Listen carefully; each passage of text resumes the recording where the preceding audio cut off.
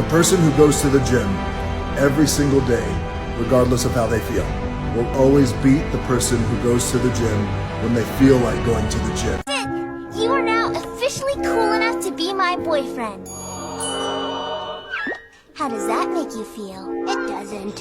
What? You think you can play with my emotions? You can't treat your new girlfriend that way after all the time we've spent together? Let's see how you feel when I date your best friend. See, my ex started begging for me back after cheating. What do I do? Listen, grab your phone, call her, and tell her...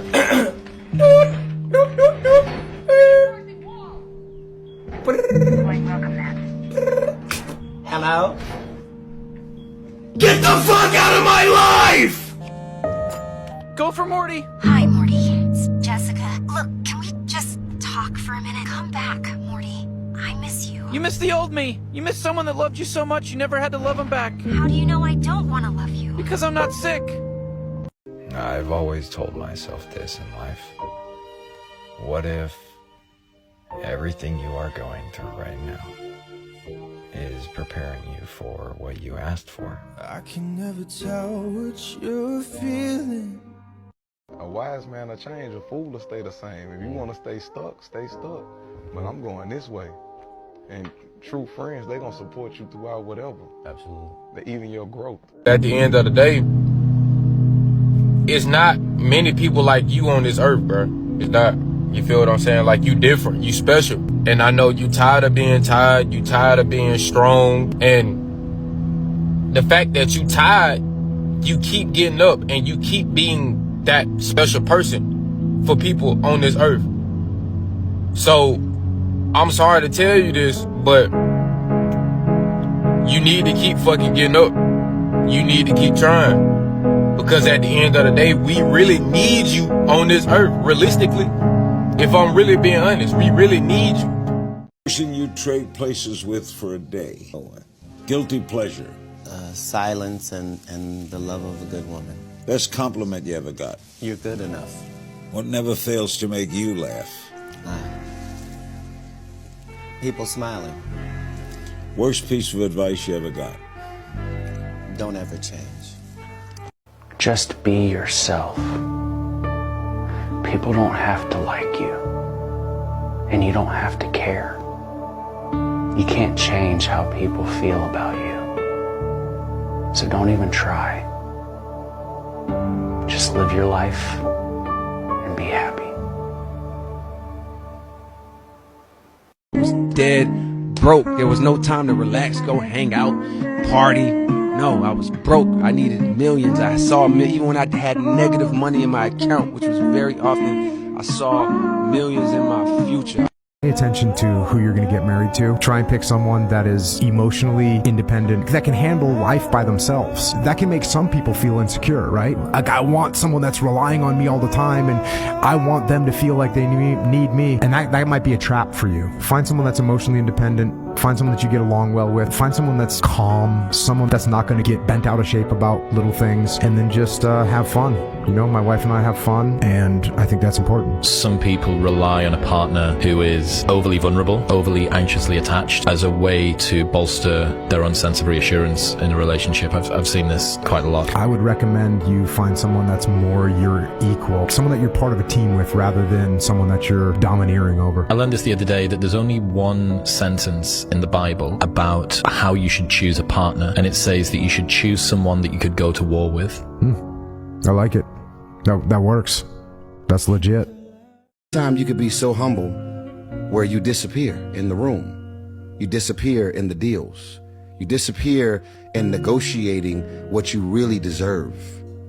Don't be so grateful and so humble that this opportunity presents itself that you don't do whatever you got to do to make sure that business-wise, you don't take care of business. You don't have to be positive all the time. It's perfectly okay to feel sad, angry, annoyed, frustrated, scared, or anxious. Having feelings doesn't make you a negative person. It makes you human. Says when you come out of the storm, you won't be the same person that walked in. That's what the storm is all about, right? Now, in the midst of the storm, A lot of people feel like, man, I lost this. I lost that, right? But when you come out of the storm, the perspective that you gain, right? The person that you have become, right? The happiness that you've gained, the joy, the peace that you've gained, right? You always gain something in spite of what you consider to be a loss. Your name may not appear down here in this World's Hall of Fame. In fact, you may be so unknown that no one knows your name. The Oscars and the praise of men may never come your way, but don't forget, God has rewards that he'll hand out someday. This crowd on earth, they will soon forget when you're not at the top. They'll cheer like mad until you fall, and then their praise will stop. Not God, he never does forget. And in his Hall of Fame, by just believing on his Son, forever there's your name. I tell you, friend, I wouldn't trade my name, however small, that's written there beyond the stars in that celestial hall. For all the famous names on earth or the glory that they share, I'd rather be an unknown here and have my name up there. Please understand that you are the top G, that you are the fucking hero in your story. You are the man on the white horse. You are not to seek approval or validation from anyone, because the only approval and validation I need is that of my consciousness, of my greater higher self. When it feels scary to jump, that is exactly when you jump. Otherwise, you end up staying in the same place your whole life. And that I can't do.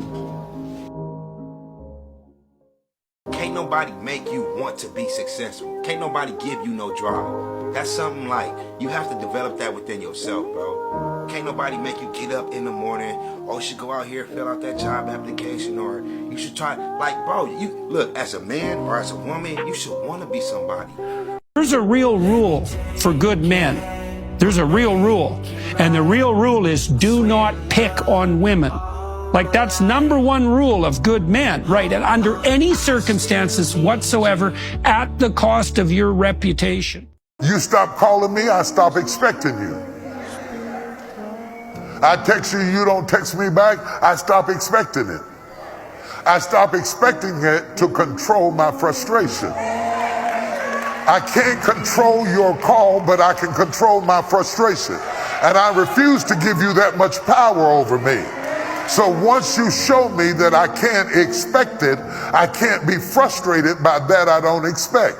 Undisciplined boys grow up to be undisciplined men. Undisciplined men end up in the hospital or in a prison, or they end up in a grave. I got 4 daughters and 3 sons.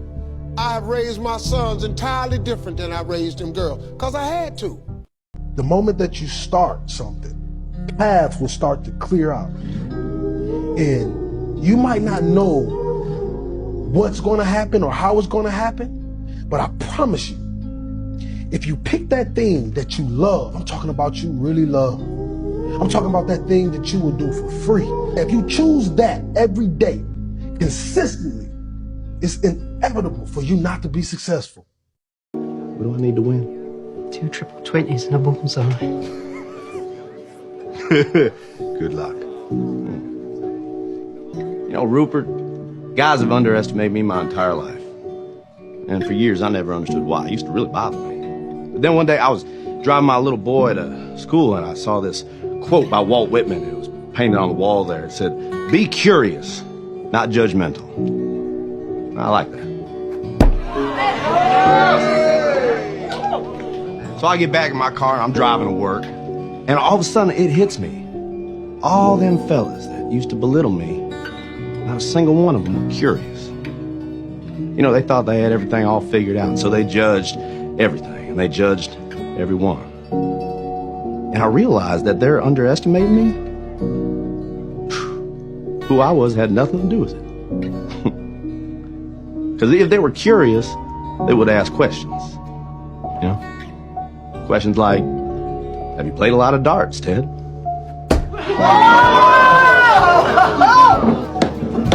Which I would have answered, yes, sir. Every Sunday afternoon at a sports bar with my father from age 10 till I was 16 when he passed away. Barbecue sauce.